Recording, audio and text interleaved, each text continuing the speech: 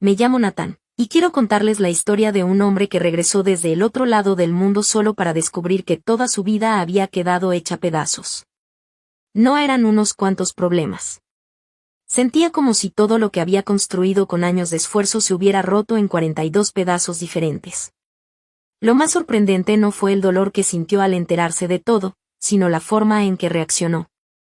En lugar de gritar, perder el control o buscar venganza de inmediato, eligió guardar silencio en un pasillo de hospital. Un silencio que nadie entendió en ese momento. Todos esperaban verlo explotar, pero él hizo exactamente lo contrario. Muchas personas creen que la justicia siempre protege primero a los más inocentes.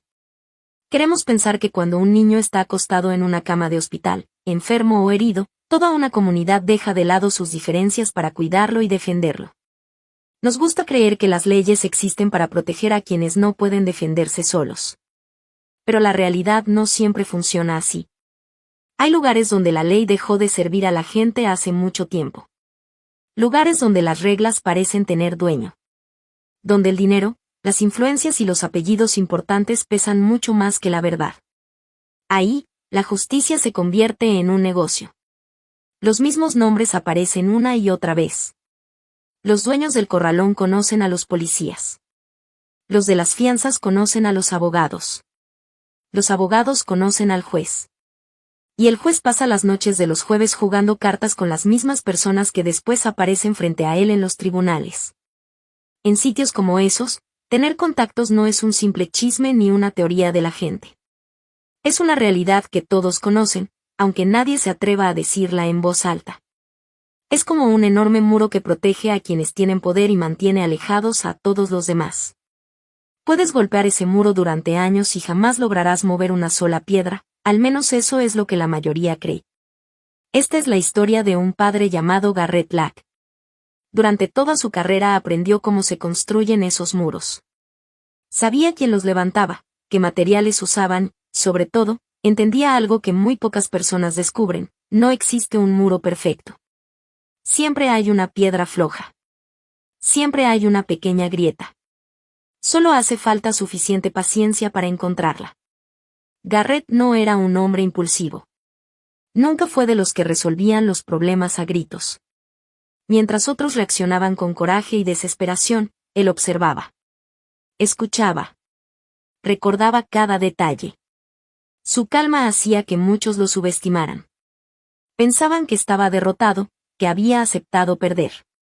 Pero no entendían que esa tranquilidad escondía algo mucho más peligroso. Porque hay personas cuyo silencio no significa miedo. Significa que ya empezaron a hacer planes. Esta no es una historia sobre una venganza llena de explosiones, amenazas o escenas espectaculares.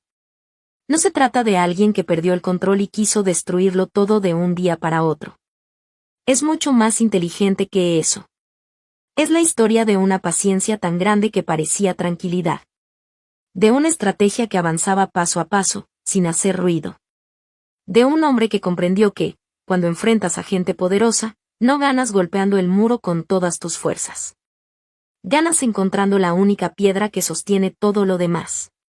También es la historia de una familia que estaba convencida de que el sistema siempre estaría de su lado. Creían que el dinero podía comprar cualquier decisión.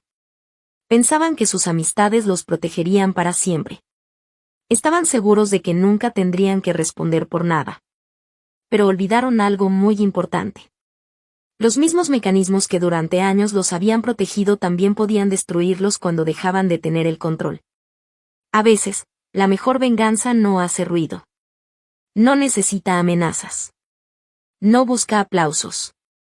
Simplemente espera. Espera el momento exacto para que las mentiras empiecen a caer una tras otra, hasta que quienes se creían intocables terminen atrapados por el mismo sistema que durante años utilizaron para aplastar a los demás. No voy a decirles que el principio de esta historia es fácil de escuchar, porque no lo es. Hay momentos que duelen, decisiones que parecen imposibles de entender y situaciones que ponen a prueba a cualquier persona. Pero les pido que sigan conmigo hasta el final. Porque lo que Garrett hizo después de aquel día en el hospital nunca apareció en ningún reporte oficial. Nadie escribió un informe sobre ello. Ningún periódico contó toda la verdad. No hubo cámaras grabando ni discursos frente a los micrófonos. Y quizá eso fue precisamente lo que hizo que todo funcionara. Cuando esta historia termine, entenderán por qué el hombre más peligroso de todos no fue el que levantó la voz, sino el que decidió esperar en silencio hasta que llegara el momento perfecto para mover esa única piedra que sostenía todo el muro. Garrett Black había pasado 11 años aprendiendo algo que muy pocas personas entienden, cómo convertirse en la persona más silenciosa de cualquier lugar. Ese era su trabajo. No consistía en ser el más fuerte ni el más valiente. Tampoco en llamar la atención o presumir lo que hacía. Al contrario. Desde muy joven le enseñaron que el hombre que hace demasiado ruido es el primero que encuentran. El primero que observan. Y casi siempre, el primero que pierde. Por eso Garrett aprendió a desaparecer sin irse. Aprendió a mezclarse con la gente hasta que nadie recordara haberlo visto. A caminar sin hacer ruido. A escuchar mucho más de lo que hablaba. Mientras otros querían demostrar de lo que eran capaces, él prefería pasar desapercibido. Con el tiempo, el silencio dejó de ser una herramienta. Se convirtió en parte de su forma de ser. Podía permanecer inmóvil durante horas sin perder la concentración. Si era necesario, aguantaba 9 horas completas sobre la azotea de un edificio, bajo un viento helado, sin moverse más de lo indispensable. Sabía esperar. Sabía observar. Había aprendido que las respuestas casi nunca aparecen rápido. Hay que dejar que lleguen solas. Con solo caminar por una calle podía darse cuenta de que algo no estaba bien. No necesitaba ver personas sospechosas. Le bastaba observar pequeños detalles que casi nadie notaba. Los perros eran uno de ellos. Si los perros de un vecindario estaban tranquilos, significaba que todo seguía su rutina normal. Pero si de pronto dejaban de ladrar, o todos miraban hacia el mismo lugar. Garrett sabía que algo estaba cambiando. No era magia. Era experiencia. Años enteros aprendiendo a notar lo que los demás ignoraban. Cuando finalmente terminó esa etapa de su vida, muchos pensaron que haría lo mismo que otros hombres con su historial. Algunos terminan trabajando como escoltas de empresarios importantes. Otros se convierten en consultores de seguridad. Hay quienes entrenan policías o trabajan para compañías privadas. Pero Garrett no quería seguir viviendo rodeado de armas, conflictos o personas poderosas. Lo único que deseaba era una vida tranquila. Así que eligió un trabajo completamente diferente. Se dedicó a escalar. No montañas por diversión, sino enormes estructuras de acero. Fundó una pequeña empresa especializada en trabajos con cuerdas en Creal, un pueblo del condado de Bishop. No era una gran compañía, pero funcionaba muy bien. Tenía 3 camionetas equipadas, un pequeño grupo de escaladores certificados y varios contratos para inspeccionar puentes metálicos, torres de agua y otras estructuras en 4 condados cercanos. Mientras muchos veían únicamente acero oxidado y tornillos gigantes, Garrett veía historias. Cada puente tenía una personalidad distinta. Cada torre hablaba a través de sus grietas. A él le gustaba trabajar allá arriba, suspendido a decenas de metros del suelo, donde casi no se escuchaba nada más que el viento. Le gustaba la altura. Le gustaba el silencio. Y sobre todo le gustaba la honestidad de ese trabajo. Una soldadura agrietada nunca mentía. Si estaba dañada, lo estaba. No fingía estar en buen estado. No ocultaba la verdad. Las estructuras no tenían orgullo. No tenían intereses. No intentaban engañar a nadie. Solo mostraban exactamente cómo estaban. Y Garrett prefería eso antes que tratar con personas. Porque las personas sí saben mentir. Las personas sonríen cuando están planeando hacer daño. Prometen cosas que nunca cumplirán. Dicen una cosa mientras hacen otra completamente diferente. El acero, en cambio, siempre decía la verdad. Fuera del trabajo existía alguien que era el centro de toda su vida. Su hijo Asa. Tenía apenas 6 años. Era un niño curioso, tranquilo y con una imaginación enorme. Le encantaba dibujar aviones. Pero nunca hacía aviones normales. Siempre les agregaba demasiadas alas. 5, 6, 8, las que se le ocurrieran. Cuando Garrett le preguntaba por qué todos sus aviones tenían tantas alas, Asa respondía muy serio. Porque así nunca se caen. Esa respuesta siempre lograba hacerlo sonreír. Guardaba todos esos dibujos en una caja de cartón dentro del closet.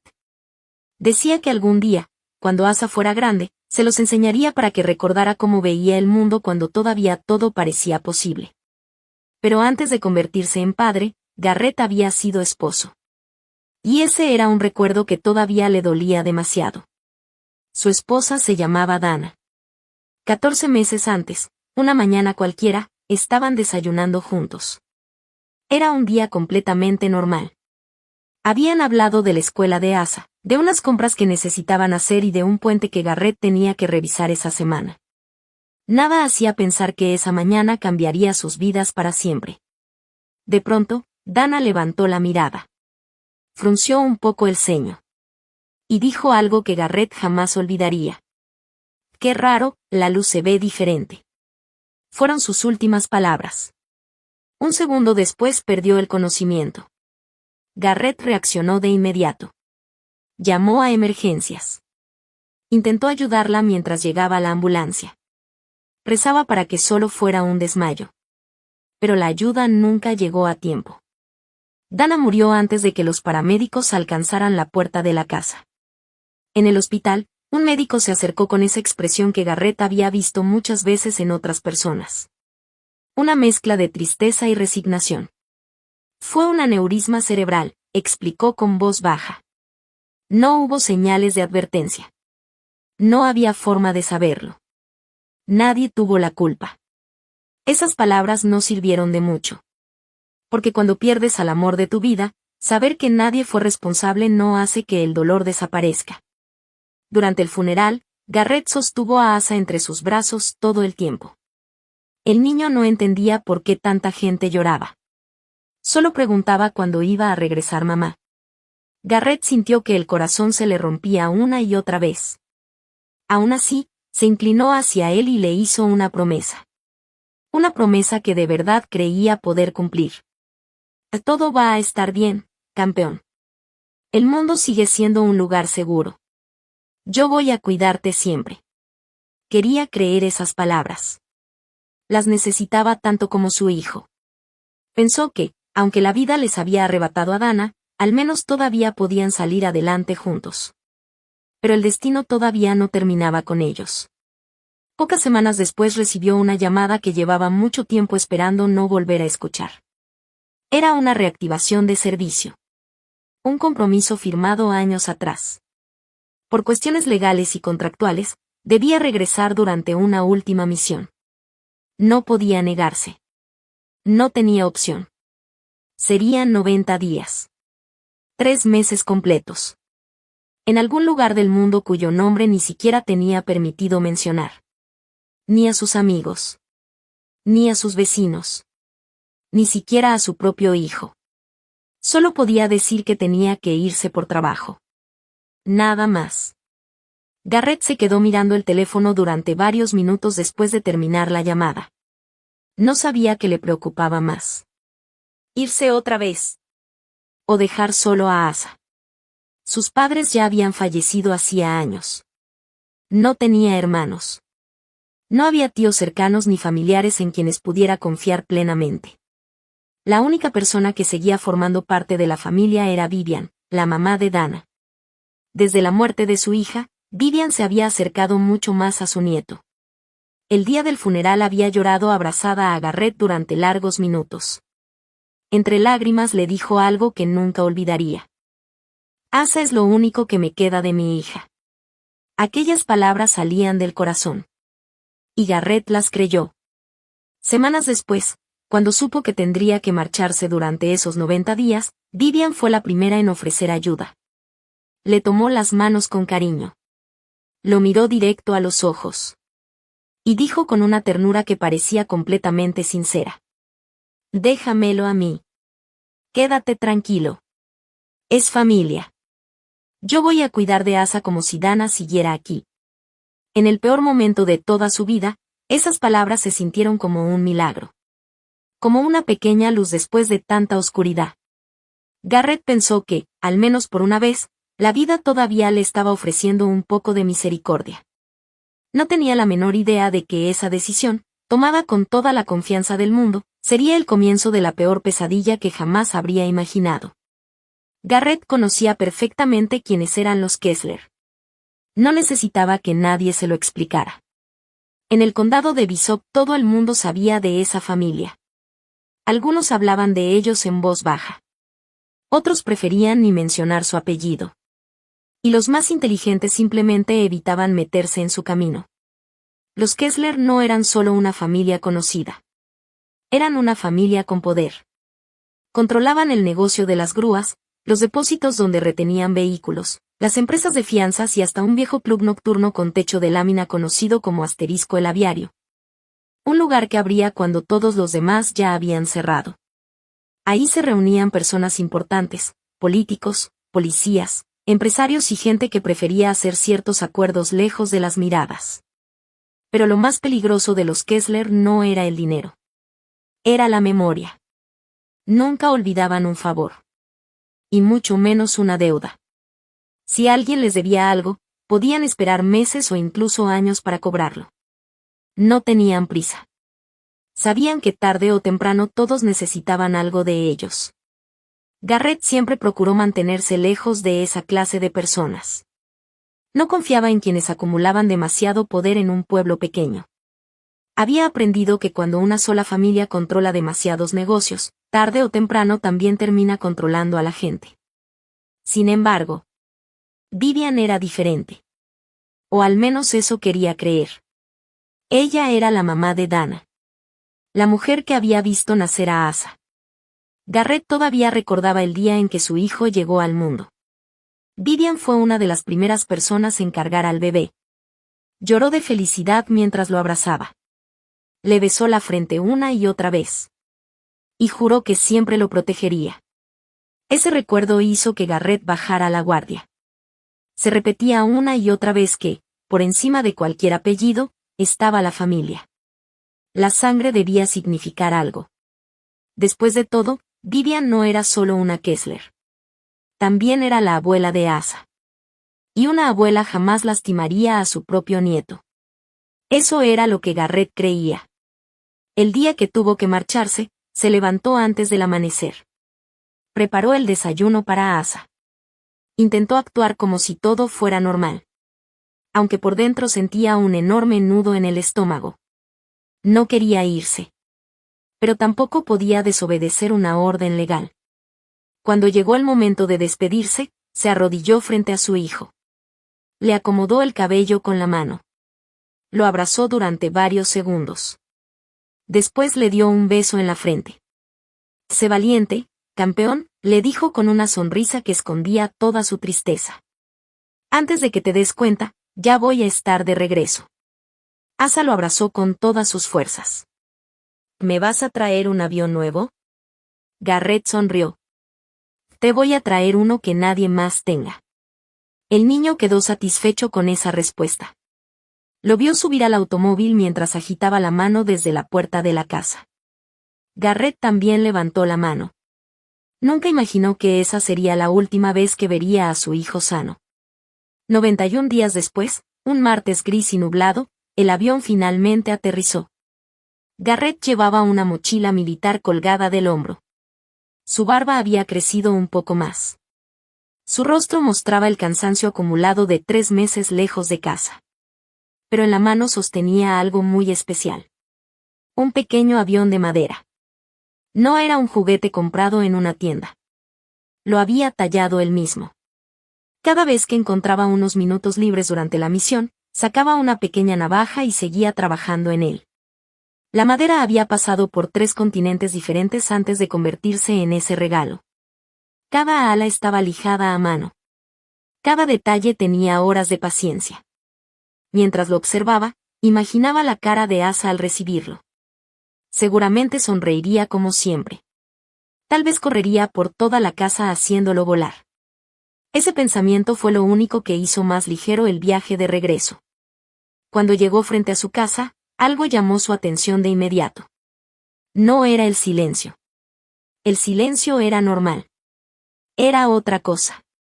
Había una sensación difícil de explicar. Como si la casa hubiera dejado de estar viva. Los hombres como Garrett aprendían a detectar esas diferencias. No necesitaban pruebas. Simplemente lo sentían. Bajó de la camioneta lentamente. Metió la llave en la puerta. Entró. Y de inmediato supo que algo estaba terriblemente mal. La casa estaba completamente vacía. No vacía de muebles. Vacía de vida. No había mochilas infantiles en la entrada. Los pequeños tenis de Asa ya no estaban sobre el tapete. La sala parecía demasiado ordenada. En el refrigerador no había un solo dibujo hecho con crayones. Siempre había aviones con demasiadas alas. Monstruos de colores. Soles enormes. Garabatos que solo un niño podía entender. Ahora no quedaba absolutamente nada. El aire se sentía frío. Pesado. Garrett recorrió cada habitación. Todo parecía limpio. Demasiado limpio. Como si alguien hubiera querido borrar cualquier rastro de que un niño vivía ahí. Sintió un escalofrío recorrerle la espalda. No era miedo. Era ese instinto que había desarrollado durante tantos años. Ese presentimiento que rara vez se equivocaba. Cuando salió nuevamente al porche, notó movimiento al otro lado de la calle. La señora Pruitt, una vecina que llevaba décadas viviendo ahí, acababa de verlo llegar. Comenzó a caminar hacia él. Parecía decidida a decir algo. Pero a mitad del camino se detuvo. Lo miró con los ojos llenos de tristeza.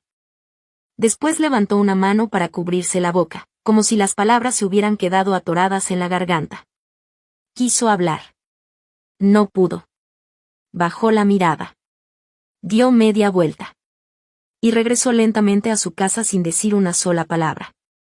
Ese silencio le confirmó a Garrett que todo era mucho peor de lo que imaginaba. Subió de nuevo a la camioneta. Ni siquiera perdió tiempo haciendo llamadas. Solo encendió el motor.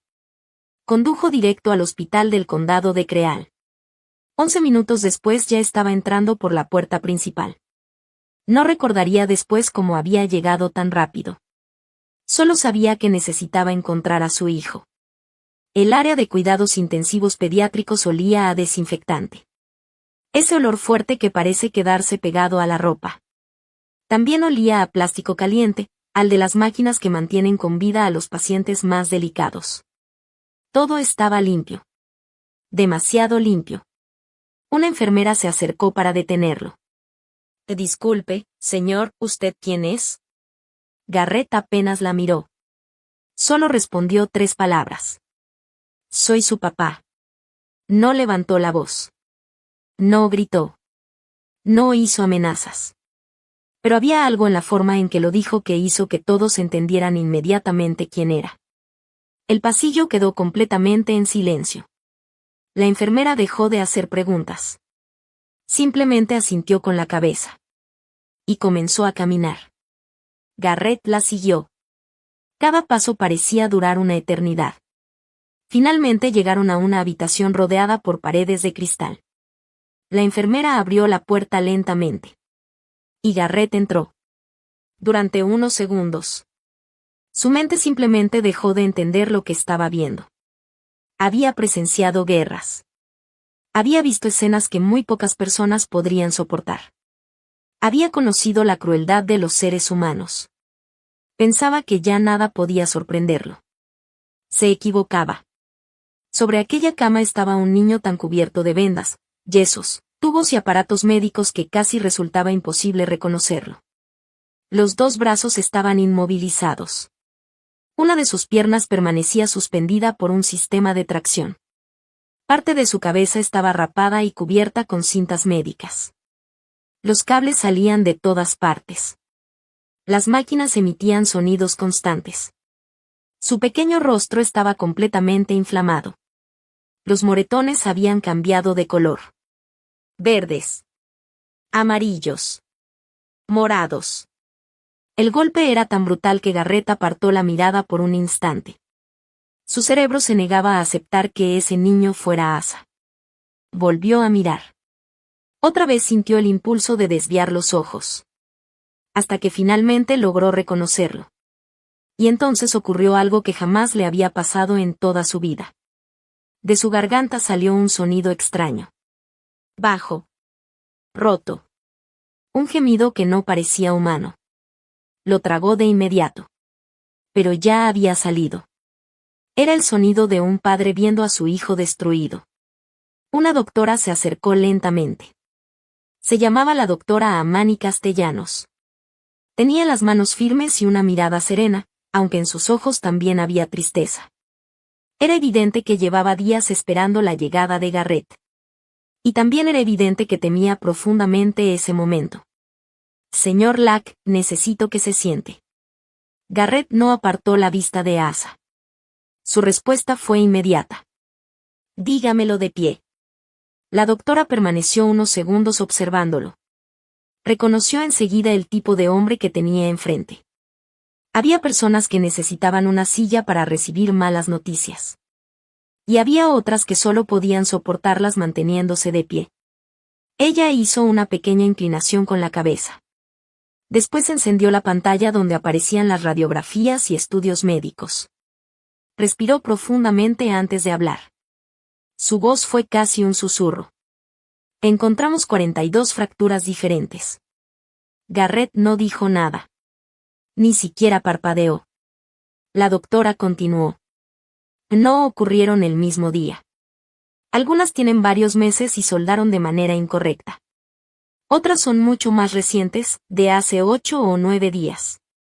Señaló las imágenes una por una. Tiene costillas fracturadas. Los 2 antebrazos estuvieron rotos. Hay lesiones en las piernas, en la clavícula y en otras partes del cuerpo. Cada estudio confirma lo mismo. No fue un accidente. Fue algo repetido. Durante mucho tiempo. Y alguien permitió que siguiera ocurriendo. En ese instante, Garrett sintió que el mundo entero acababa de romperse frente a él. Pero por fuera. Su rostro permaneció completamente inmóvil. Porque había aprendido, muchos años atrás, que el silencio más peligroso siempre llega justo antes de que alguien descubra toda la verdad. La doctora Castellanos respiró hondo antes de continuar. Sabía que cada palabra que estaba a punto de decir cambiaría la vida de ese hombre para siempre. Miró nuevamente las radiografías. Después volvió a mirar a Garrett. Su voz seguía siendo tranquila, pero ahora tenía un peso mucho mayor. Que esto no fue un solo accidente, señor Lack.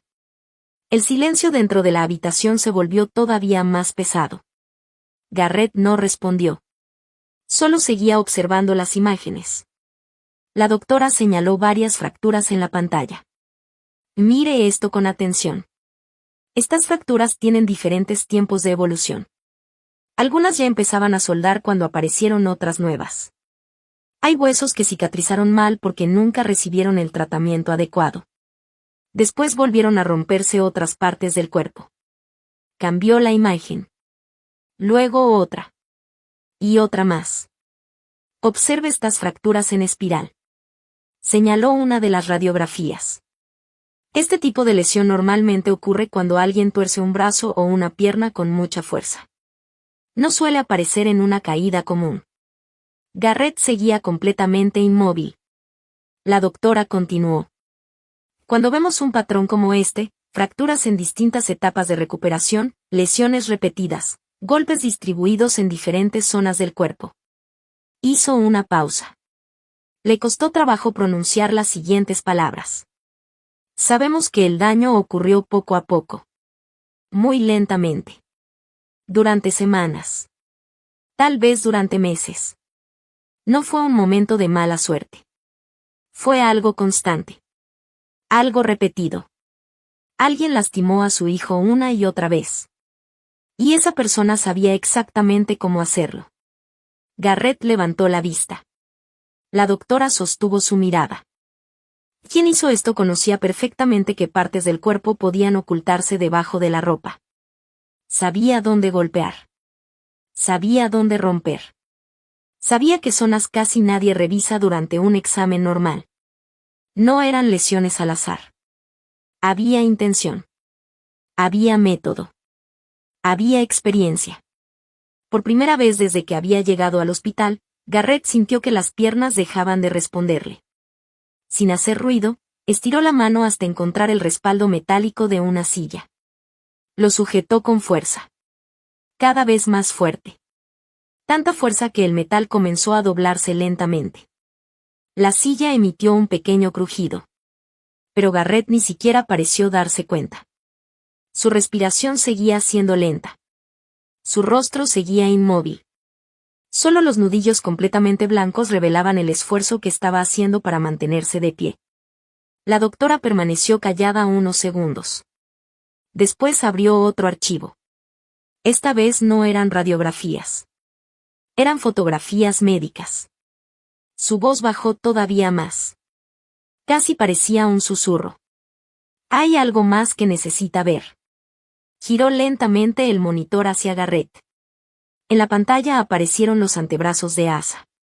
Durante un instante Garrett pensó que se trataba de manchas. Pero cuando observó con más atención comprendió la realidad. No eran quemaduras accidentales. No tenían la forma irregular que deja un líquido caliente. No eran heridas causadas por una estufa. Ni por un incendio. Todas tenían exactamente el mismo tamaño. La misma forma. La misma profundidad. Círculos casi perfectos. Uno junto a otro. Separados por la misma distancia. Como si alguien hubiera tomado una herramienta caliente. La hubiera presionado contra la piel. La hubiera retirado. Y después hubiera repetido el mismo movimiento. Una vez. Otra vez. Y otra. Con una precisión escalofriante. No existía ninguna posibilidad de que aquello hubiera sido un accidente. Cada marca había sido hecha deliberadamente. Garrett observó aquellas fotografías durante mucho tiempo. No apartó la vista. Ni siquiera pestañeó. Su mente intentaba aceptar algo que su corazón simplemente rechazaba. Alguien había hecho eso. Alguien había tenido tiempo suficiente para repetir ese mismo acto una y otra vez sobre un niño de apenas 6 años. La doctora rompió el silencio. Hay otra cosa que también nos preocupa mucho. Garrett siguió mirando la pantalla. Ella continuó hablando con enorme cuidado. Hace aproximadamente 3 semanas. Asa dejó de hablar. No dijo una sola palabra más. Ni con las enfermeras. Ni con los médicos. Ni con los psicólogos. Nada. Solo guarda silencio. La doctora bajó la mirada. Era evidente que no estaba segura de cómo continuar. Todavía no sabemos si ese cambio se debe al golpe que recibió en la cabeza. Hizo una pausa. Después terminó la frase con enorme dificultad. Bossy simplemente dejó de hablar por todo lo que vivió. Las últimas palabras casi no se escucharon. Garrett permanecía inmóvil. Miraba las fotografías como si intentara memorizarlas. Cada quemadura. Cada cicatriz. Cada detalle. No parecía un padre observando a su hijo. Parecía un investigador reuniendo pruebas. Un hombre acostumbrado a no olvidar absolutamente nada. Pasaron varios segundos antes de que hablara. Cuando finalmente lo hizo, su voz había cambiado por completo. Ya no había tristeza. Ni desesperación. Ni siquiera rabia. Era una voz completamente plana. Fría. Controlada. La misma voz que usaba muchos años atrás, cuando trabajaba en misiones de las que jamás podía hablar. Una voz que aparecía únicamente cuando su mente dejaba de sentir y comenzaba a pensar. Miró a la doctora. Solo hizo una pregunta. ¿Quién lo trajo al hospital? La doctora respondió de inmediato. Su abuela. Vivian Kessler. Garrett no movió un solo músculo. Esperó. Ella dijo que Asa se había caído por las escaleras del sótano. La habitación quedó completamente en silencio. Garrett simplemente asintió una vez. Muy despacio. Después dio media vuelta. Salió sin decir otra palabra. No preguntó nada más. No gritó. No rompió nada. No amenazó a nadie. Solo caminó por el pasillo. Sus pasos eran lentos. Firmes. Precisos. Hasta llegar a la sala donde esperaban los familiares. Desde la entrada pudo verlos. Vivian Kessler ocupaba el asiento del centro. Como si fuera la reina de una corte. Estaba perfectamente peinada. Con la espalda recta. Una taza de café de papel descansaba tranquilamente sobre una de sus rodillas. No parecía una mujer preocupada por un nieto gravemente herido. Parecía alguien esperando una cita cualquiera. A su alrededor estaban sus 5 hermanos. Los hombres que prácticamente dominaban todo el condado. Boyd, el mayor, enorme de espalda y con esa sonrisa tranquila de quien siempre cree tener el control. Todos los demás parecían girar alrededor de él. Después estaba Lyle, alto y delgado, incapaz de quedarse quieto. Movía constantemente una pierna y revisaba la puerta cada pocos segundos. Garson ni siquiera levantaba la vista de su teléfono celular. Escribía mensajes como si nada importante estuviera ocurriendo. Tobias era el más escandaloso. Reía demasiado fuerte. Con esa clase de risa exagerada que busca llamar la atención. Y al final estaba Royce, el menor de todos. Fue el primero que vio a Garrett parado en la entrada. Su sonrisa desapareció inmediatamente. Su cuerpo entero se quedó inmóvil. Los demás todavía no se habían dado cuenta. Seguían riéndose. Garrett alcanzó a escuchar el final de una historia. No sabía cuál era el chiste. Pero sí vio a Boyd limpiarse las lágrimas de la risa con el costado del pulgar. Esa risa sincera que solo aparece cuando algo realmente hace gracia. Vivian era quien estaba contando la anécdota. Movía las manos mientras hablaba. Sonreía. Los demás le escuchaban divertidos. Como si estuvieran reunidos en una cafetería y no a unos cuantos metros de un niño que luchaba por sobrevivir. A un lado de Vivian había una caja abierta de donas compradas en una gasolinera. Algunas ya estaban mordidas. Había servilletas arrugadas. Vasos de café. Migajas sobre las sillas de plástico. La escena era tan absurda que parecía imposible. Mientras Asa permanecía conectado a máquinas para seguir respirando, ellos desayunaban. Contaban chistes. Y se reían como si aquel día fuera uno más. En ese instante, Garrett entendió algo que jamás olvidaría. No estaba frente a una familia preocupada. Estaba frente a personas que ya habían decidido cuál sería la versión de la historia. Y estaban tan seguros de su poder, que ni siquiera se molestaban en fingir tristeza. En cuanto Vivian vio a Garrett parado en la entrada de la sala de espera, se puso de pie de inmediato. Durante una fracción de segundo, su rostro seguía completamente relajado. Pero después ocurrió algo que Garrett alcanzó a notar con total claridad. Era como si la mujer se hubiera puesto una máscara. En apenas un instante acomodó su expresión. Bajó un poco la cabeza. Frunció el ceño. Sus ojos parecían querer llenarse de lágrimas. Y en su boca apareció esa expresión de tristeza que cualquier persona habría creído sincera. Garrett había visto ese tipo de cambios muchas veces en su vida. Sabía reconocer cuando alguien actuaba. Era igual que ver a una actriz ponerse un abrigo antes de salir al escenario. Todo parecía natural. Pero no lo era. Vivian caminó rápidamente hacia él con los brazos abiertos. Garrett. Gracias a Dios ya regresaste. Su voz sonaba temblorosa. No sabíamos cómo localizarte. Intentamos hacer todo lo posible. Se llevó una mano al pecho. Fue un accidente horrible, hijo. Un accidente terrible. Asa se cayó por las escaleras del sótano. Tú sabes cómo es. Siempre ha sido un niño muy distraído. Muy torpe. Siempre anda corriendo de un lado para otro. Garrett no mostró ninguna emoción.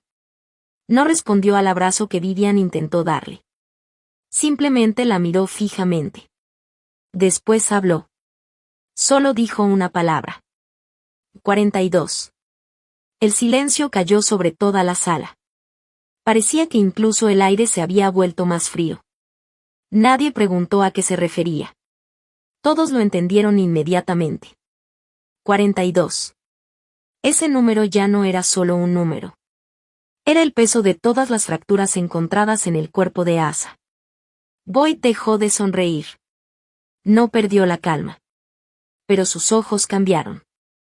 Y Garrett lo notó enseguida. Boyd ya no lo veía como al esposo de su sobrina. Ahora lo observaba como ciertos hombres observan a otro hombre cuando intentan calcular el peligro que representa. Su mirada recorrió lentamente los hombros de Garrett. Después sus brazos. Las manos. La postura. La forma en que respiraba. Era una evaluación rápida. Silenciosa. Profesional. Como si estuviera calculando cuánto daño podría causar si decidía perder el control. Garrett hizo exactamente lo mismo. Solo necesitó un segundo. Vio el peso de Boyd. Su forma de pararse. Las cicatrices viejas sobre los nudillos. La ligera rigidez de una rodilla. Ninguno de los dos dijo nada. Pero ambos entendieron perfectamente el mensaje. En una esquina de la sala, junto a las máquinas expendedoras, había un detective apoyado contra la pared. Era un hombre de unos 50 años. Cansado. Con profundas ojeras. Su camisa ya mostraba varias arrugas de tantas horas de trabajo. Se llamaba Heath Vogel. Llevaba bastante tiempo ahí. Y también era evidente que deseaba estar en cualquier otro lugar. Cuando notó la tensión entre Garrett y los Kessler, se separó lentamente de la pared. Se acercó con cautela. El señor Lack. Hablaba en voz baja. ¿Podemos salir un momento? Garrett no respondió. Simplemente comenzó a caminar. Los dos salieron al pasillo. Durante varios segundos ninguno dijo una sola palabra. Solo se escuchaban los sonidos de las máquinas del hospital. El detective caminaba despacio. Parecía buscar la forma correcta de empezar. Finalmente suspiró. Pero seguía evitando mirar directamente a Garrett. Sé cómo se ve todo esto. Garrett giró ligeramente la cabeza. Su respuesta fue corta. ¿De verdad lo sabe? El detective guardó silencio unos segundos. Después asintió. Sí. Más de lo que quisiera. Metió una mano en el bolsillo. Bajó la voz todavía más. Servicios de Protección Familiar visitó esa casa 4 veces en los últimos 2 años. Garrett permaneció inmóvil. El detective continuó. 4 veces. No una. Ni 2. 4 investigaciones distintas. Cada una terminó exactamente igual. Fue levantando un dedo por cada caso. Falta de pruebas. Otra. Un testigo retiró su declaración. Otra. El expediente desapareció durante el proceso. Y la última. La denuncia fue archivada. Sin explicación suficiente. Vogel volvió a suspirar. Ahora sí levantó la vista. ¿Entiende lo que intento decirle? Garrett siguió sin responder. El detective miró discretamente hacia la sala donde seguían los Kessler. Se aseguró de que nadie pudiera escucharlos. Luego habló casi en un susurro. A los Kessler tienen demasiados contactos, señor Lack. Demasiados. Boyd maneja una buena parte de las fianzas de todo este condado. Mucha gente importante le debe favores. Hay policías que crecieron con ellos. Abogados que trabajan para ellos. Empresarios que hacen negocios con ellos. Hizo otra pausa. Y hay jueces. Soltó una pequeña risa amarga. Una de esas risas que nacen del cansancio. Hay jueces que faltarían antes a misa del domingo que a la fiesta de Navidad organizada por Boyd Kessler. Eso le dice todo. Garrett seguía escuchando. Sin mover un músculo. El detective continuó. Yo puedo hacer mi trabajo. Puedo escribir cada detalle. Puedo tomar fotografías. Levantar declaraciones. Entregar el expediente a mis superiores. Puedo llenar todas las hojas necesarias. Pero los dos sabemos lo que va a pasar después. Hizo un gesto con la mano. Como si empujara un montón de papeles hacia algún escritorio invisible. El expediente va a subir. Después alguien lo va a bajar. Lo van a revisar unos días. Y al final, lo van a cerrar. Exactamente igual que cerraron los 4 anteriores. Nada cambiará. Solo habrá una diferencia. Garrett lo observó fijamente. El detective terminó la frase con evidente tristeza. Ellos van a saber que usted fue quien quiso denunciarlos. Eso es todo lo que conseguirá. Guardó silencio unos segundos. Después habló con absoluta sinceridad. Nadie en el condado de Bishop va a presentar cargos contra un Kessler. Nadie. Lo siento mucho. De verdad lo siento. No lo decía para proteger a esa familia. Lo decía porque había dejado de creer que el sistema pudiera vencerlos. Garrett no respondió enseguida. Miró hacia el fondo del pasillo. Desde ahí todavía alcanzaba a verse la habitación donde permanecía Asa. La pantalla del monitor seguía encendida. Todavía aparecían las fotografías de las quemaduras en los brazos de su hijo. Esos círculos perfectos. La misma distancia. La misma presión. Como si alguien hubiera apoyado una herramienta caliente sobre la piel. La hubiera retirado. Y luego hubiera repetido exactamente el mismo movimiento. Una y otra vez. Sin prisa. Sin miedo. Sin pensar que algún día tendría consecuencias. Garrett permaneció observando aquellas imágenes durante varios segundos. Después volvió a mirar al detective. Y, para sorpresa de Vogel, sonrió apenas un poco. No era una sonrisa de alegría. Era una sonrisa tranquila. Demasiado tranquila. Su voz sonó casi amable. No se preocupe, detective. Está bien. Vogel frunció el ceño. No entendía esa reacción. Garrett continuó. Entonces qué bueno que no regresé para presentar una denuncia. El detective abrió mucho los ojos. Parpadeó confundido. ¿Cómo dice? Garrett negó lentamente con la cabeza. Nada. No es importante. Gracias por salir a hablar conmigo. Y regresó caminando. Sin prisas. Sin levantar la voz. Sin hacer absolutamente nada de lo que todos esperaban. No golpeó a Boyd. No enfrentó a Vivian. No aventó las sillas. No rompió las máquinas del hospital. No gritó amenazas. No perdió el control. Nada. Con el tiempo, Garrett descubriría que eso fue precisamente lo que más desconcertó a los Kessler. Ellos ya estaban preparados para otra clase de hombre. Esperaban al veterano lleno de rabia. Al padre desesperado que voltearía una mesa de un golpe. Al hombre que lanzaría un puñetazo. Al que terminaría arrestado por alterar el orden. Porque eso les habría dado exactamente lo que necesitaban. Una denuncia contra él. Una razón para llamarlo inestable. Un argumento para desacreditar cualquier cosa que dijera en el futuro. Pero Garrett no les regaló ni una sola oportunidad. No les dio una escena. No les dio un error. No les dio un solo movimiento que pudieran usar en su contra. Simplemente desapareció. Como había aprendido a hacerlo muchos años atrás. Mientras los Kessler pensaban que el peligro había terminado porque el padre permanecía en silencio, Garrett ya había comenzado otra clase de trabajo.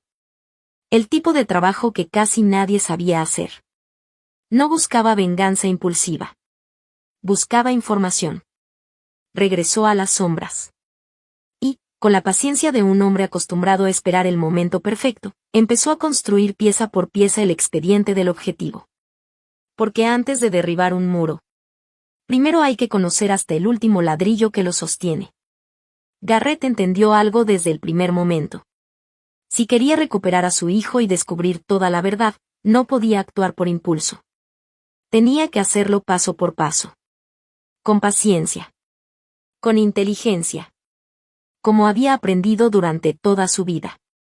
Y el primer movimiento de su estrategia tenía un solo nombre. Asa. Nada era más importante que sacar a su hijo de ese lugar. Mientras Asa siguiera en el mismo hospital, dentro del mismo condado y rodeado de la influencia de los Kessler, nunca estaría realmente seguro. Garrett no iba a permitirlo. Durante los siguientes 2 días prácticamente no se separó de la doctora Amani Castellanos. Dormía muy poco. Comía cuando alguien insistía demasiado. La mayor parte del tiempo permanecía sentado junto a la cama de Asa, observando cada respiración, cada movimiento de las máquinas, cada cambio en los monitores. Cuando la doctora hacía su recorrido por la unidad, Garrett caminaba junto a ella. Le hacía preguntas. Escuchaba cada respuesta. No perdía detalle. Castellanos comenzó a entender rápidamente quién era ese hombre. No era el tipo de padre que gritaba desesperado. Era alguien que analizaba todo. Que memorizaba cada dato. Que pensaba varios pasos adelante. Ella también sabía que dejar a Asa ahí significaba correr un riesgo enorme. Las personas responsables de aquellas heridas seguían muy cerca. Y en ese condado había demasiada gente dispuesta a protegerlas. Al terminar el segundo día, la doctora entró a la habitación con una carpeta en la mano. Se acercó a Garrett. Le habló con voz firme. Creo que encontré una salida. Garrett levantó la vista. Castellanos abrió la carpeta. Existe un programa especializado en trauma pediátrico. Está en un hospital infantil ubicado 2 condados al norte. Muy lejos de aquí. Muy lejos de la influencia de los Kessler. Es un equipo acostumbrado a tratar casos complejos de abuso infantil. Hizo una pequeña pausa. Después agregó. Ya firmé personalmente la solicitud de traslado. Garrett sintió que, por primera vez desde su regreso, aparecía una pequeña esperanza. No dijo mucho. Solo respondió. Y gracias, doctora. Ella negó con la cabeza. No me las agradezca todavía. Solo asegúrese de mantenerlo a salvo. Horas después, una ambulancia estaba lista para salir. Los paramédicos acomodaron cuidadosamente a Asa. Cada movimiento debía hacerse con extremo cuidado debido a todas las fracturas. Garrett subió junto a él. No soltó a su hijo ni un instante. Durante todo el camino permaneció sentado a un lado de la camilla. No hablaba. Solo mantenía una mano apoyada sobre la cobija que cubría a Asa. Ni siquiera necesitaba tomarle la mano. Le bastaba sentir que seguía ahí. Que seguía respirando. El trayecto parecía interminable. Las sirenas rompían el silencio mientras avanzaban por la carretera. Garrett observaba por la ventana. No pensaba en el paisaje. Solo esperaba un momento específico. Finalmente apareció el letrero que anunciaba el límite del condado. La ambulancia lo cruzó. Y ocurrió algo muy extraño. Fue apenas una sensación. Muy pequeña.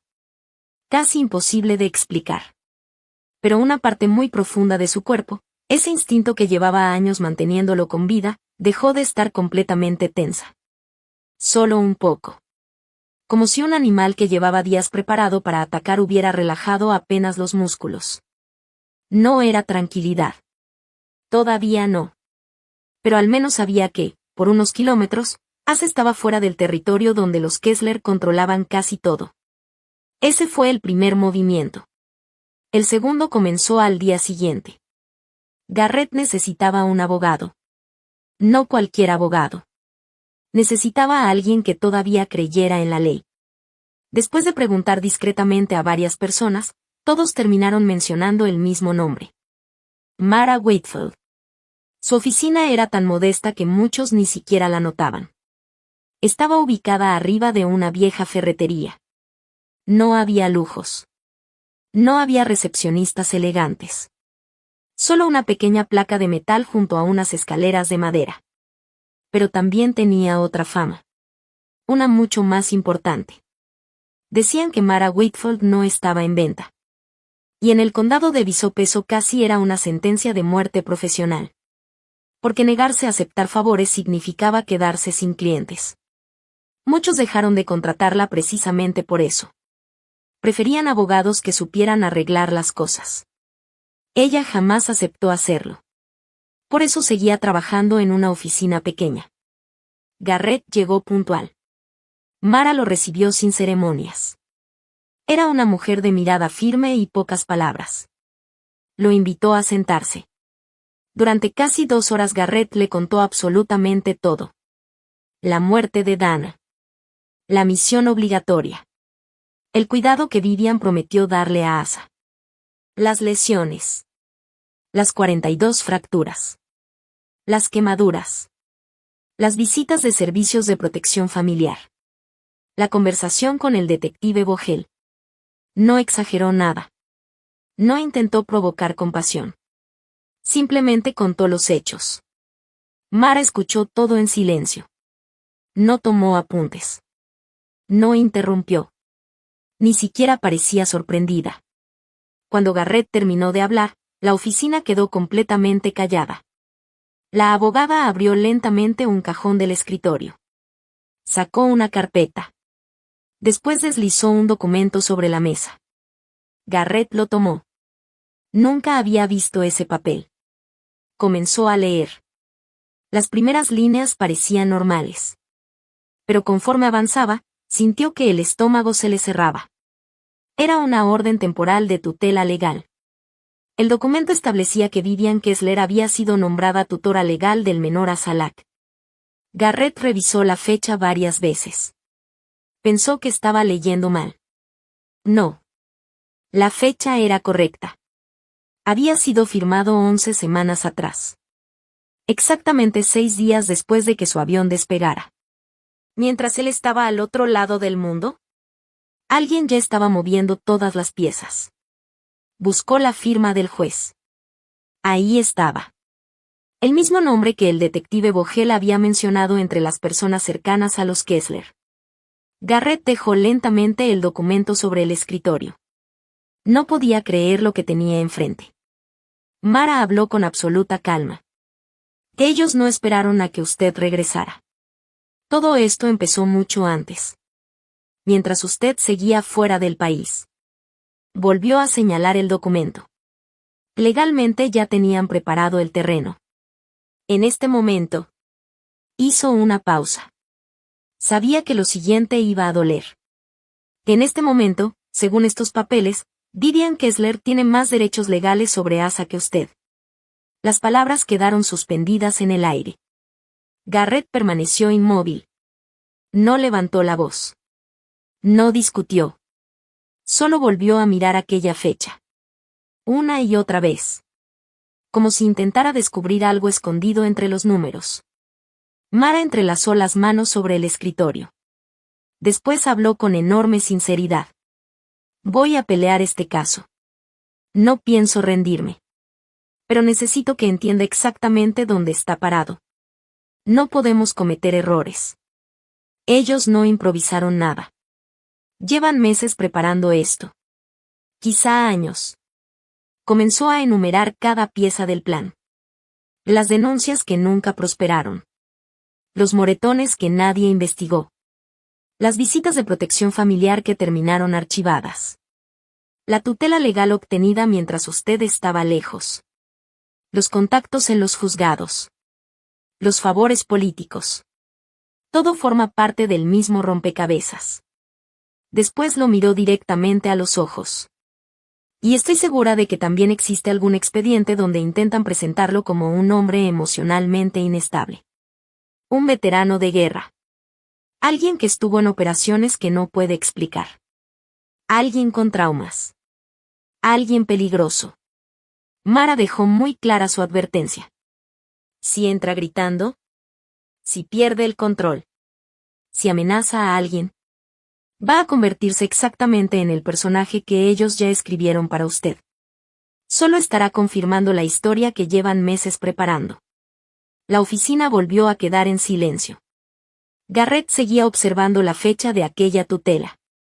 11 semanas. 6 días después de su partida.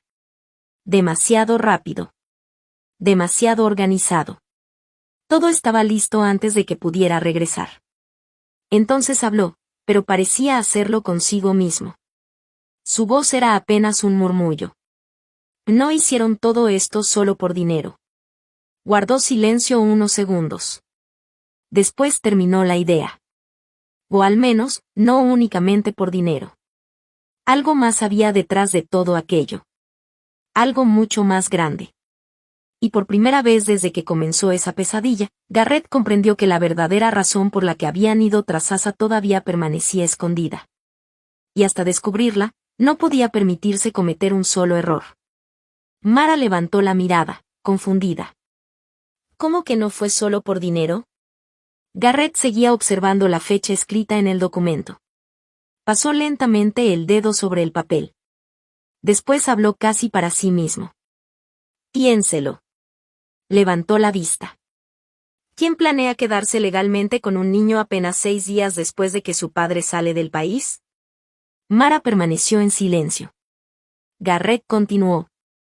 Si de verdad todo hubiera sido un accidente, nadie habría tenido necesidad de preparar una tutela tan rápido. Eso no se organiza en una semana. Ni en unos cuantos días. Ese tipo de documentos requieren citas, abogados, firmas, conversaciones. Todo eso ya estaba preparado antes de que mi avión despegara. Hizo una pequeña pausa. No.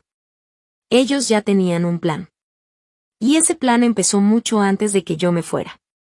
La abogada comenzó a comprender hacia dónde iba su razonamiento. Garrett siguió hablando. Cada palabra sonaba más fría que la anterior. Nadie pelea por la custodia de un niño 6 días después de que su padre sale del país, si piensa lastimarlo por accidente.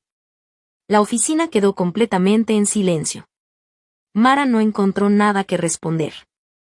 Porque tenía razón. Aquello jamás había sido improvisado. Todo estaba preparado desde el principio. Garrett dobló cuidadosamente la copia del documento. La dejó otra vez sobre el escritorio. Después se puso de pie. Y gracias, licenciada Whitfield. Ella también se levantó. Voy a seguir peleando esto en los tribunales. Haré todo el ruido posible. Obligaré al juez a revisar cada documento. Cada firma. Cada irregularidad. Garrett hizo un pequeño gesto de aprobación. Que eso es exactamente lo que necesito. Mara frunció el ceño. Él continuó.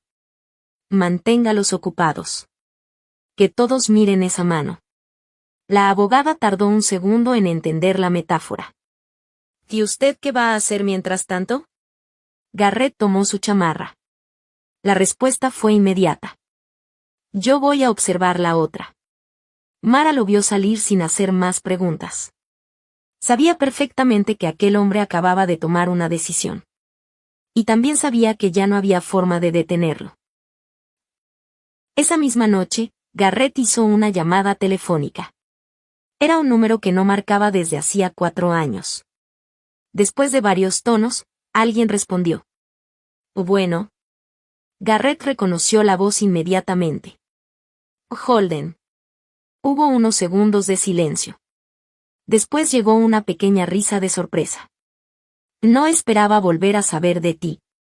Holden Reyes había compartido con Garrett algunos de los peores momentos de sus vidas. Habían servido juntos.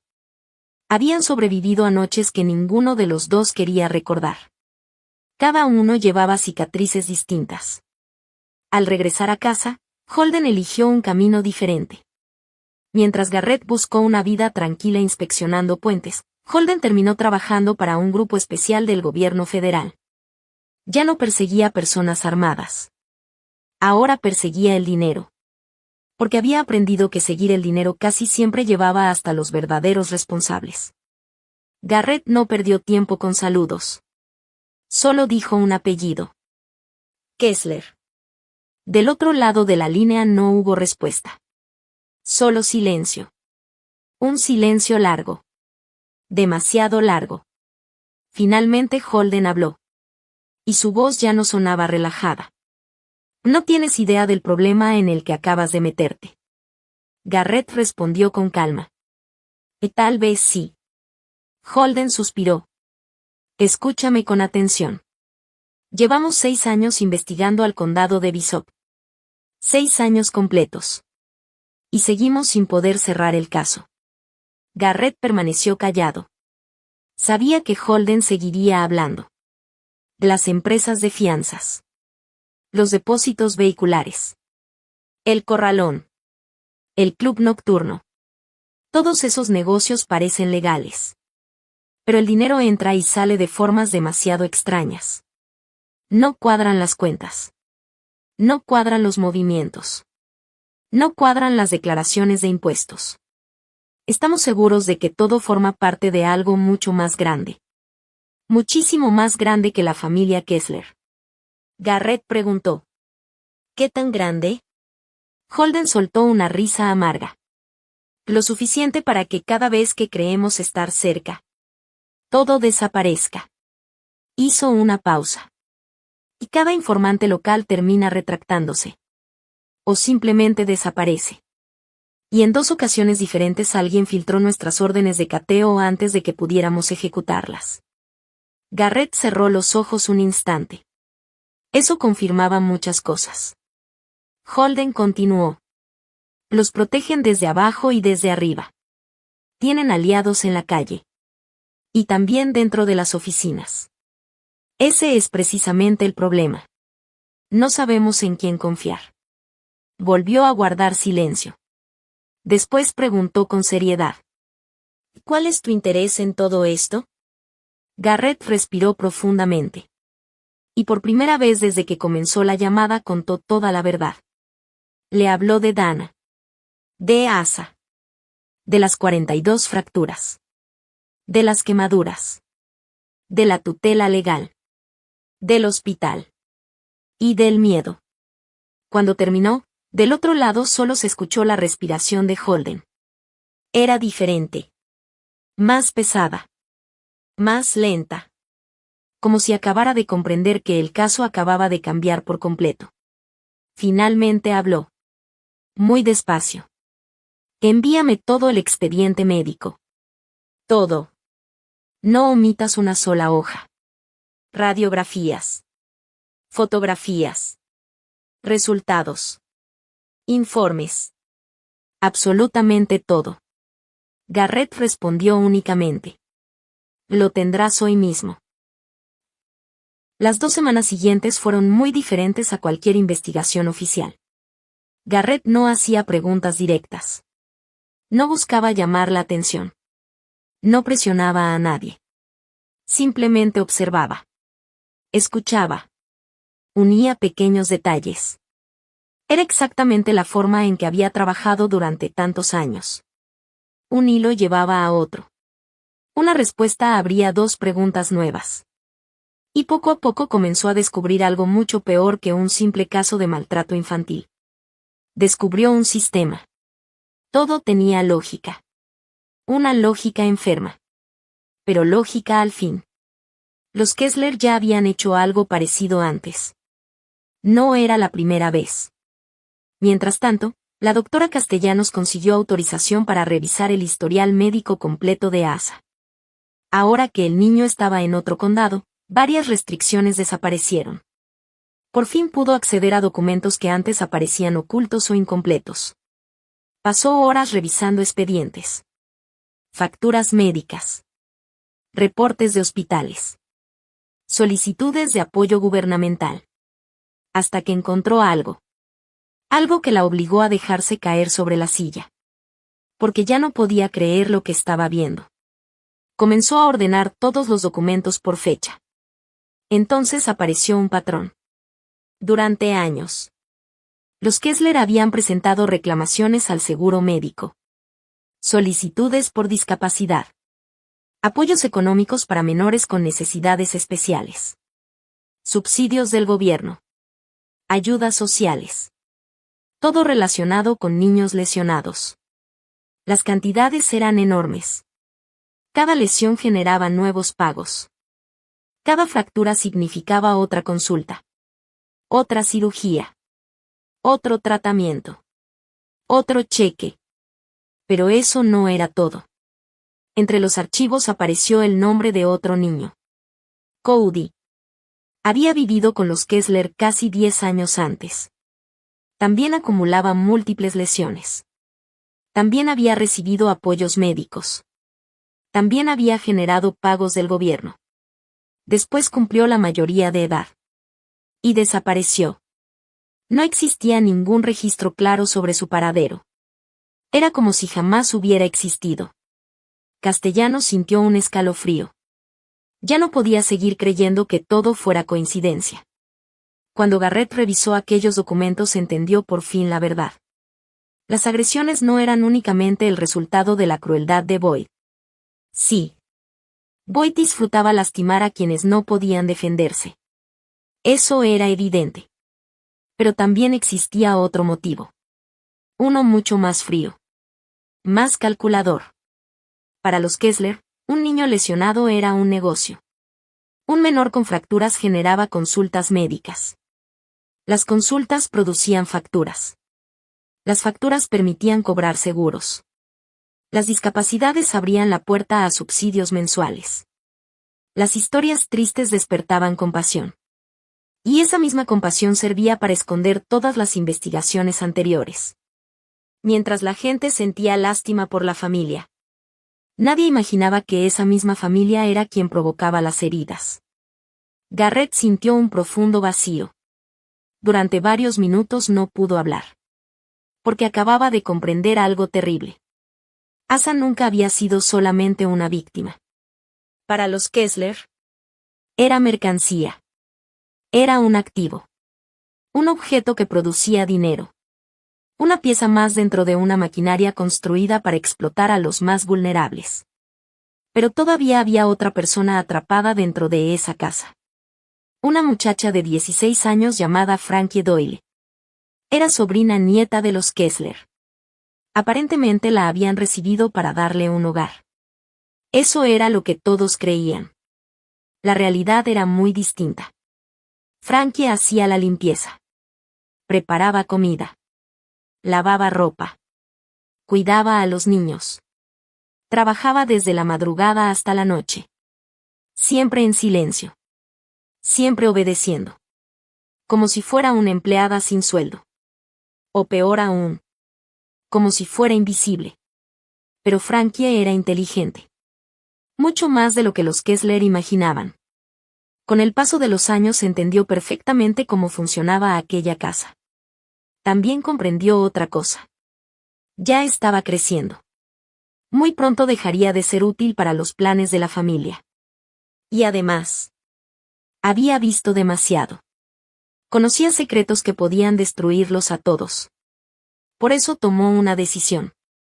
Consiguió un viejo teléfono con la pantalla rota. Casi no funcionaba. Pero la cámara todavía grababa. Lo escondió cuidadosamente dentro del forro de su abrigo. Nadie sabía que estaba ahí. Y comenzó a registrar todo. Cada grito. Cada amenaza. Cada golpe. Cada conversación que jamás debía salir de aquella casa. Sin saberlo, Frankie acababa de convertirse en la persona más peligrosa para toda la familia Kessler. Sin saberlo, Frankie Doyle llevaba mucho tiempo esperando que apareciera alguien como Garrett. Nunca había pensado en él.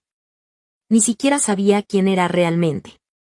Pero durante años había deseado que algún adulto fuera capaz de mirar más allá de las mentiras de los Kessler. Alguien que no tuviera miedo. Alguien que no pudiera comprarse con dinero.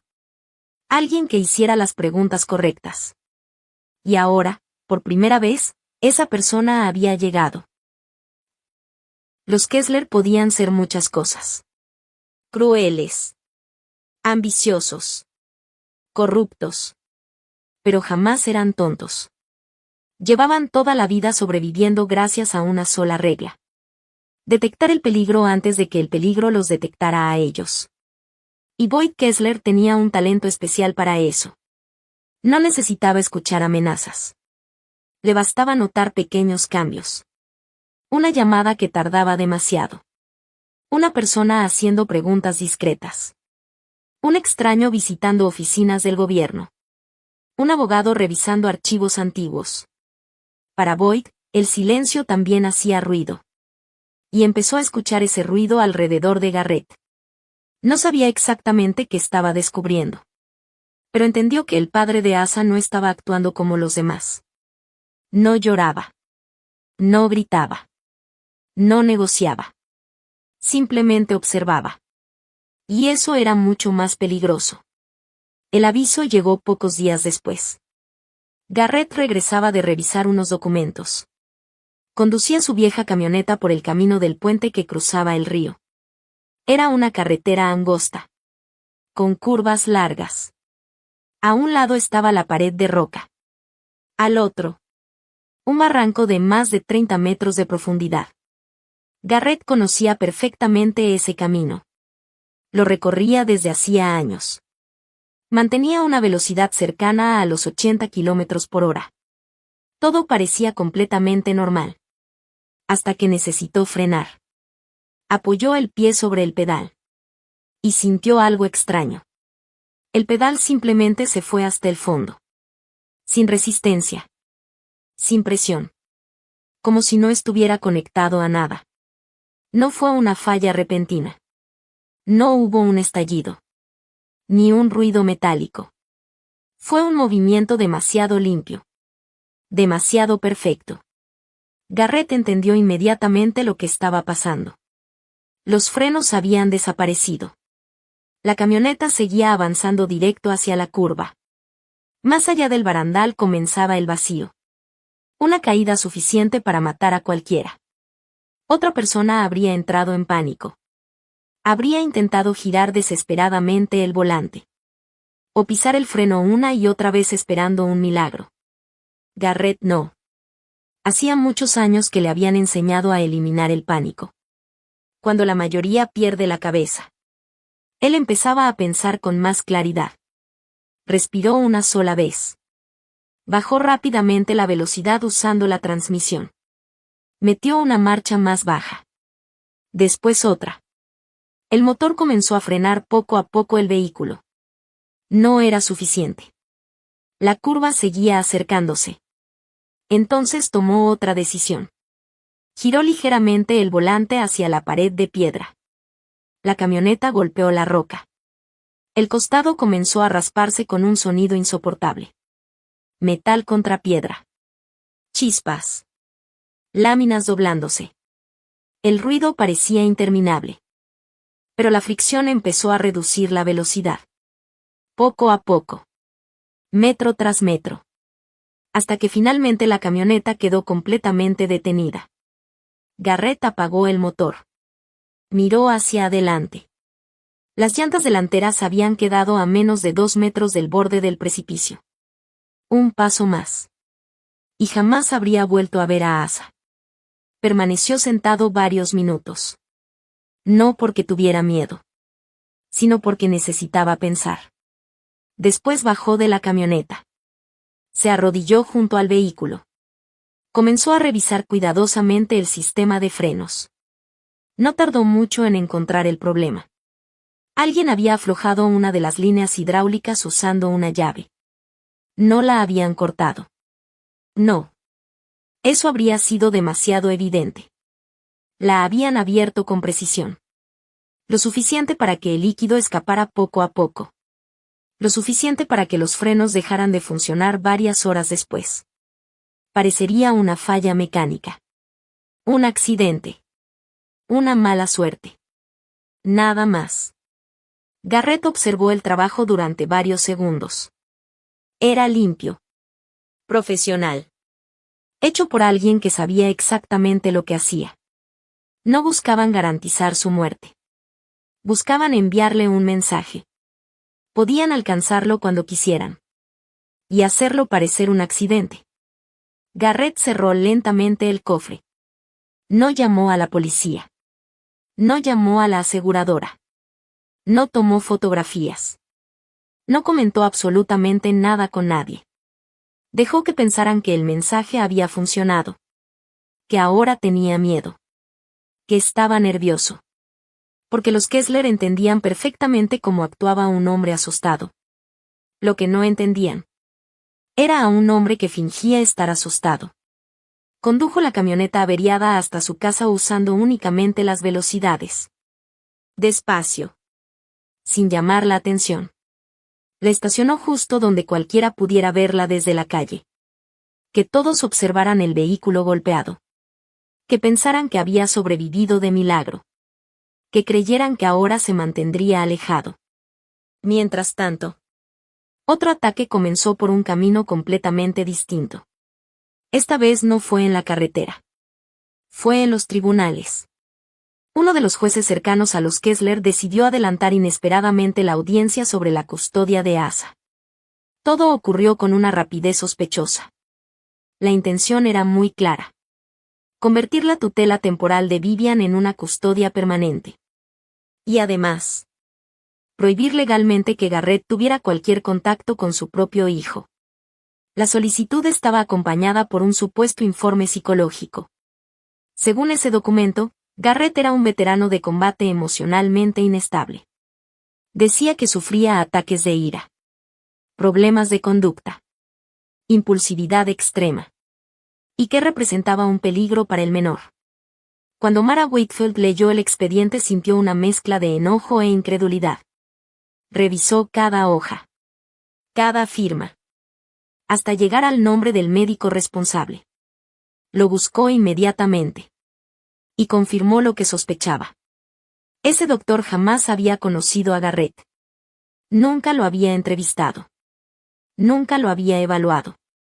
Nunca había cruzado una sola palabra con él. Sin embargo, había firmado un diagnóstico completo. Todo era inventado. Un expediente construido desde cero.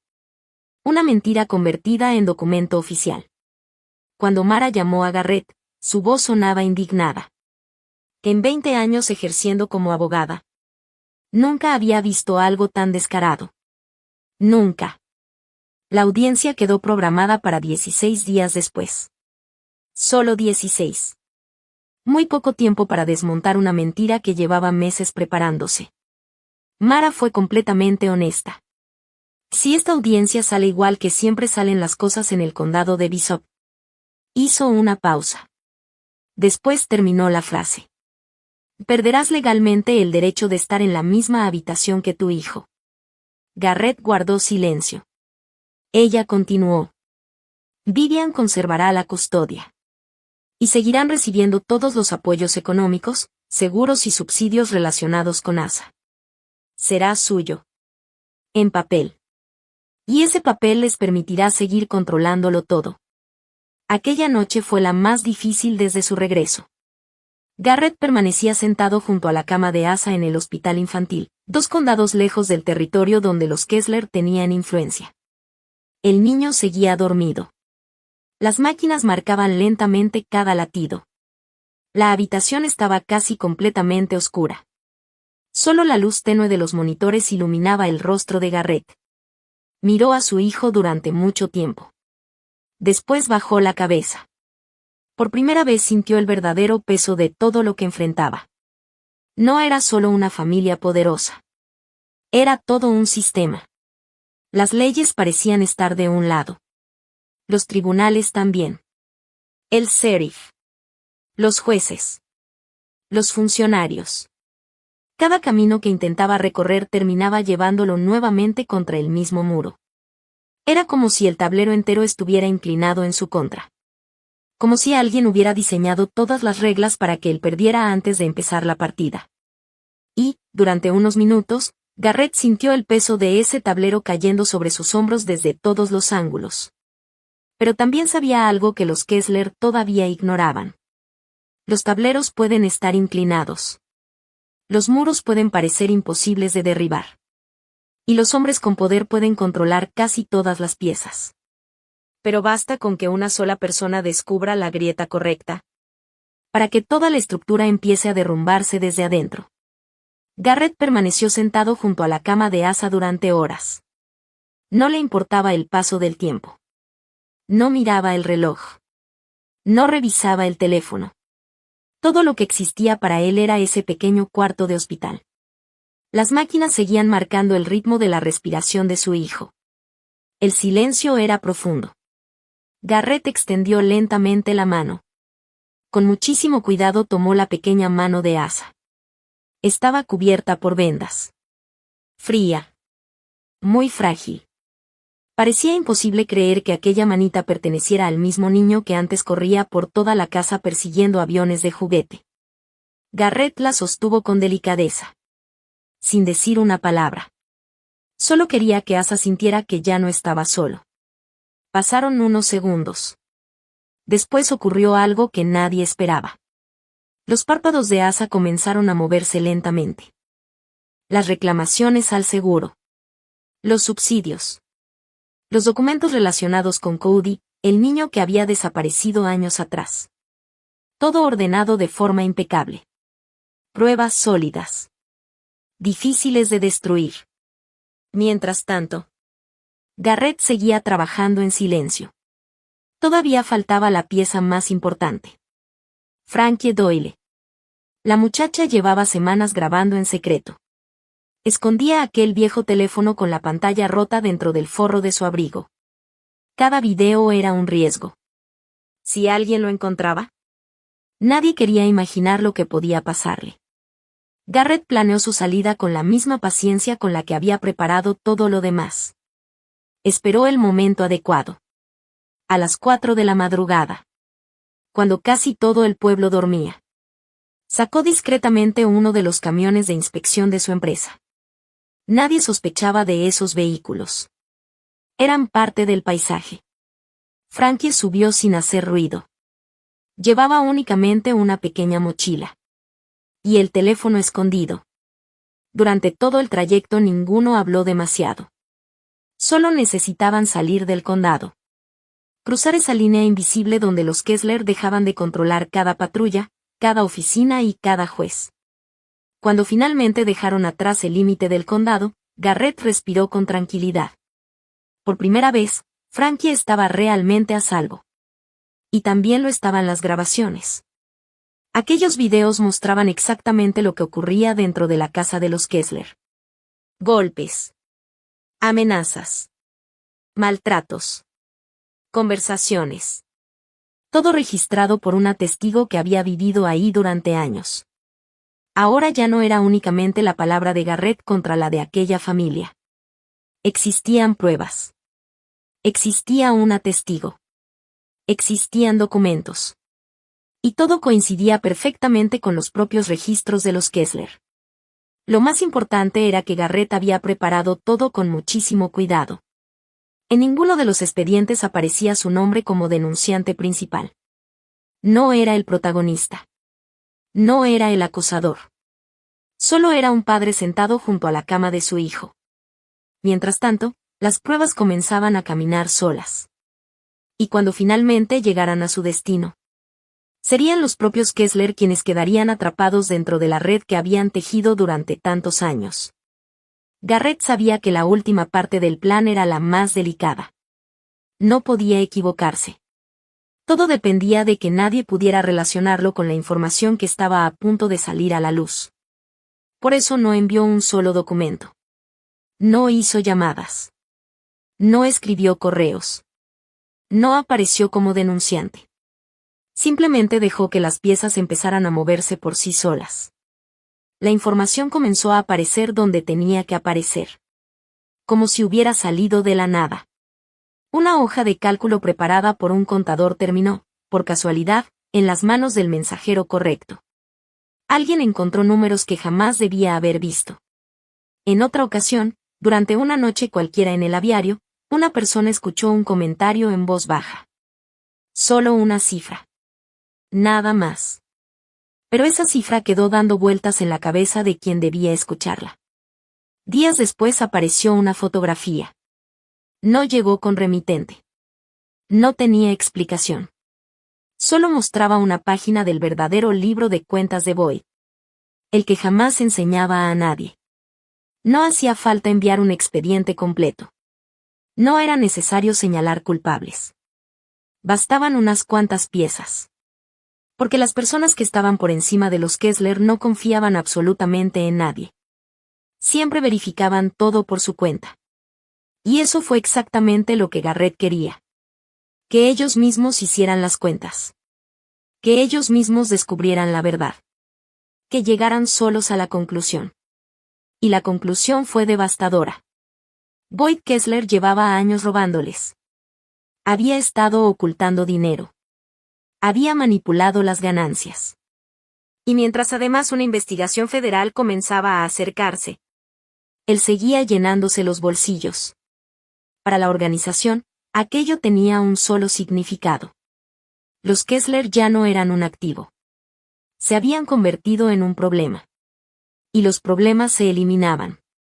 Garrett no hizo nada más. No llamó a nadie. No presionó. No buscó acelerar los acontecimientos. Regresó al hospital. Se sentó nuevamente junto a la cama de Asa.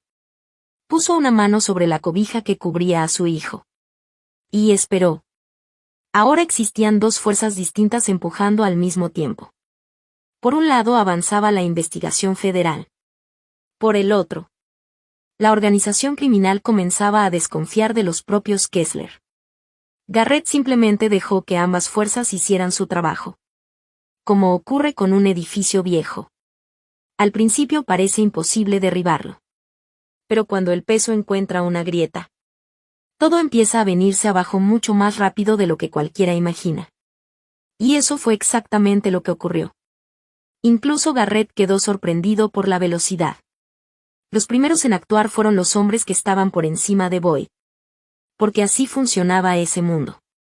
Cuando alguien se convertía en una amenaza, lo abandonaban inmediatamente. Nadie arriesgaba toda la organización por salvar a un solo hombre. De un día para otro, la protección que durante años había mantenido cerradas 4 investigaciones desapareció por completo. Como si nunca hubiera existido. Los teléfonos dejaron de contestarse. Las puertas comenzaron a cerrarse. Los favores terminaron. Uno de los jueces que siempre apoyaba a Boyd presentó un documento de apenas 2 líneas. En él informaba que se retiraba voluntariamente del caso de la custodia de Asa. Sin explicaciones. Sin discursos. Simplemente desapareció del proceso. El segundo juez hizo algo todavía más extraño. Solicitó vacaciones de manera inesperada. Justo cuando más lo necesitaban los Kessler. Nadie entendía qué estaba ocurriendo. Ni siquiera ellos. El candidato a sheriff que había recibido importantes donaciones de Boyd devolvió todo el dinero. La devolución iba acompañada por una carta escrita por sus abogados. Muy breve. Muy fría. No explicaba las razones. Solo regresaba el cheque. Los Kessler comenzaron a llamar a todos sus contactos.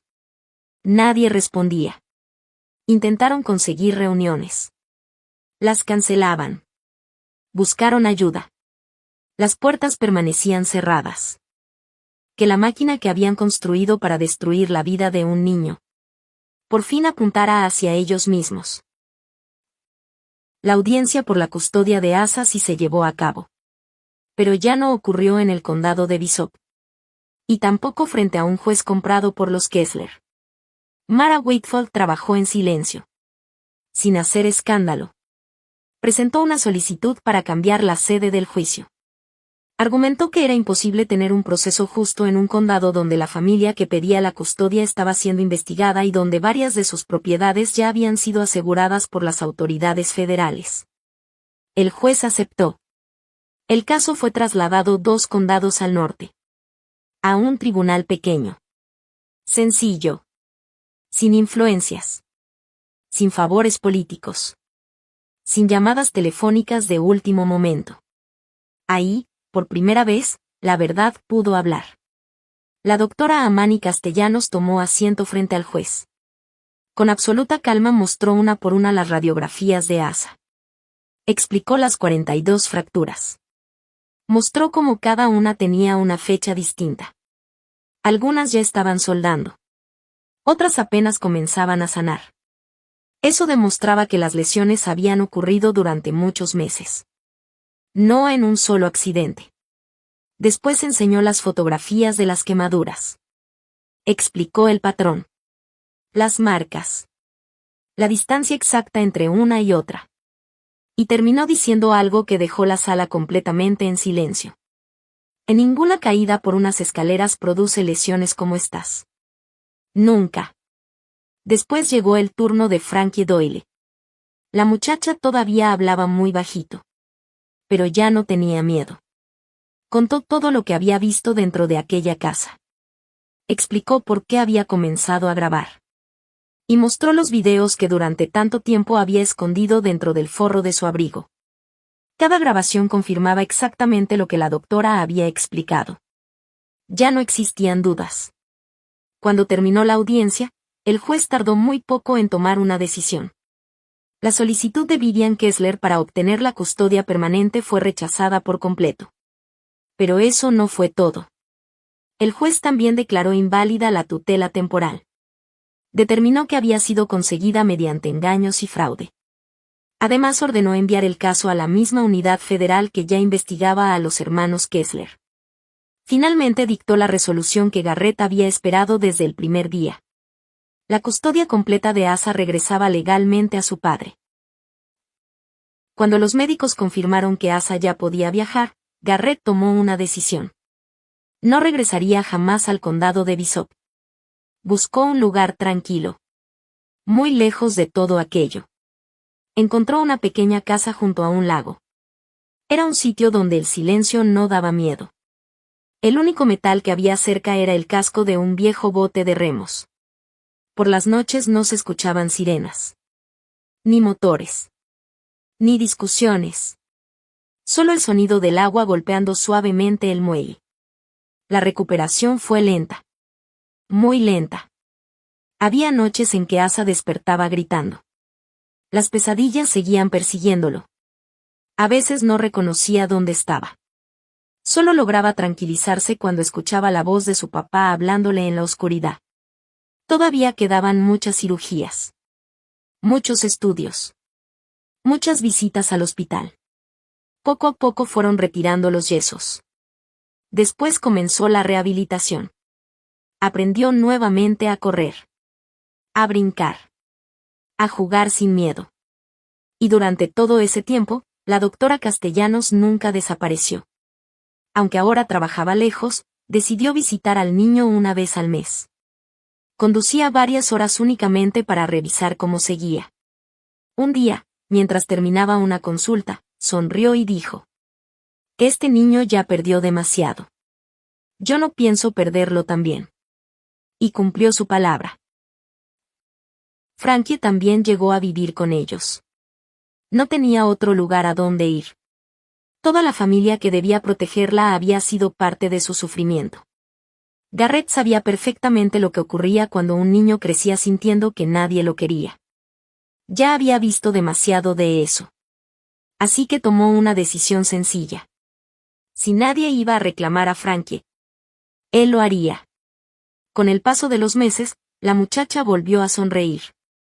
Aprendió que podía dormir sin miedo.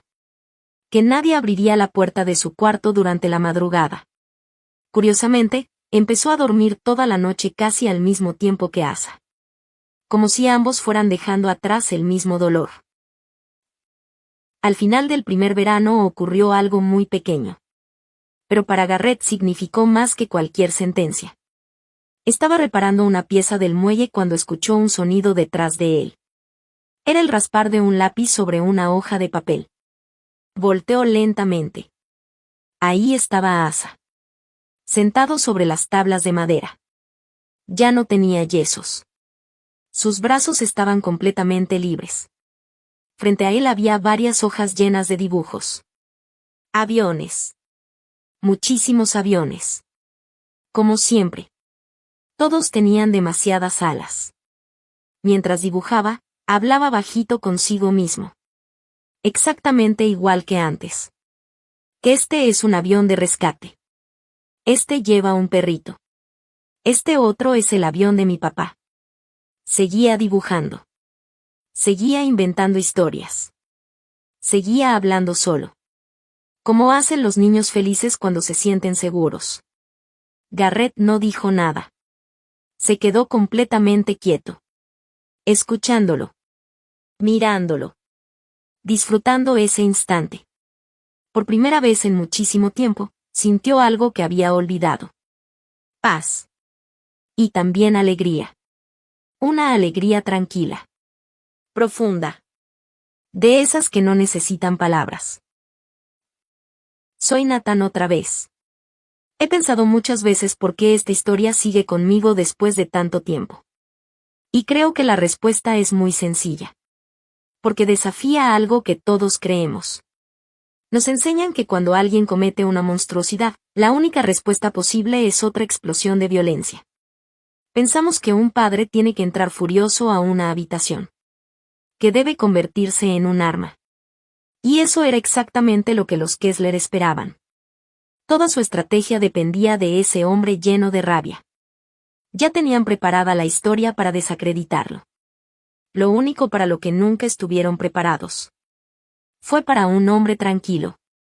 Garrett entendió algo que muchas personas jamás descubren. El verdadero poder casi nunca hace ruido. El verdadero poder se parece más a la paciencia. Se parece a una persona que rechaza la pelea que tú intentas provocar porque, mientras tú piensas en ganar una discusión, esa persona ya está ganando toda la guerra. Garrett nunca venció a los Kessler siendo más fuerte que ellos. Los derrotó usando su propia estructura. Tomó la corrupción que ellos habían construido. Su codicia. Sus mentiras. Su ambición. Y simplemente hizo que todo eso se volviera en su contra. Porque cualquier sistema construido sobre el miedo y el fraude lleva escondidas las herramientas necesarias para destruirse solo. Solo hace falta a alguien con la calma suficiente para encontrarlas. Pero esta historia también deja una enseñanza mucho más difícil. Los Kessler pudieron hacer tanto daño durante tantos años porque las conexiones y el poder existen. Y casi siempre los primeros en quedar desprotegidos son los más pequeños. 4 investigaciones fueron cerradas. 4 oportunidades para salvar a un niño. 4 ocasiones en las que el sistema decidió mirar hacia otro lado. Eso debería enojarnos. Pero también debería hacernos abrir los ojos. Porque quienes lastiman a las personas más vulnerables siempre esperan que los demás permanezcamos en silencio. Así que, si quieres quedarte con una sola idea de esta historia, que sea esta. No confundas hacer mucho ruido con ser fuerte. Y nunca confundas la calma con la debilidad. A veces, la persona más peligrosa de toda una habitación es precisamente la que no levanta la voz. Porque ya tomó una decisión. Y solo está esperando el momento exacto para que la gravedad haga su trabajo. Gracias por acompañarme hasta el final de esta historia. Cuida a las personas silenciosas. Muchas veces son las que cargan las batallas más grandes. Nos vemos en la próxima historia.